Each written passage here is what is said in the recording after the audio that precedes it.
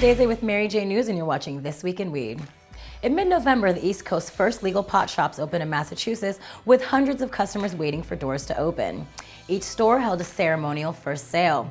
Iraq veteran Stephen Mandile bought an eighth of flour in a pre-roll at one, while Northampton Mayor David Narkewicz bought a THC-infused chocolate bar at the other. Mayor Narkewicz plans on displaying his historically significant purchase, saying, "There has been marijuana use going on in the Commonwealth of Massachusetts for a long, long time."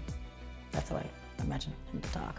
As more states legalize, the pressure is mounting on the federal government to end prohibition once and for all. The new Democratic chairman of the House Rules Committee has made it clear that he will not stand in the way of cannabis reform, unlike his Republican predecessor, Pete Sessions. Sessions seemed to have it out for cannabis, having prevented over 30 pot-related measures from being debated on the floor in last year alone. Sessions' replacement, Democrat Jim Govern, has promised not to block those same amendments, especially on those considering medical marijuana, saying, "Federal laws and statutes are way behind, and this just seems like common sense stuff." Illinois and New Mexico are on the deck to be the next states to legalize weed. Illinois Governor-elect J.B. Pritzker has already promised to make legalization a top priority of his.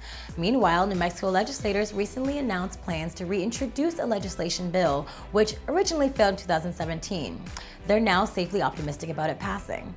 Up north in Canada, where adult-use cannabis has been legal for one whole month now, the country is experiencing nationwide supply shortages. Apparently, 35% of Canadian stoners are still buying their weed from the black market. This is good news for old-school dealers who are ready to pick up the slack from the shortages. This is actually also good news for the legal market as well.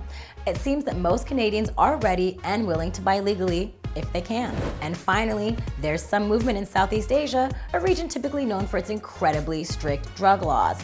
If you've ever seen the movie Brokedown Palace, you know exactly what I'm talking about.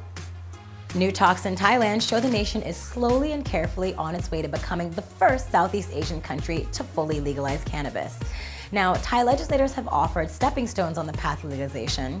They're slow, but they include first considering marijuana as a medicine, then incorporating it into food and wellness products, and then maybe finally considering it for recreational use. This has been a Daisy for Mary J News. As always, Godspeed and good weed.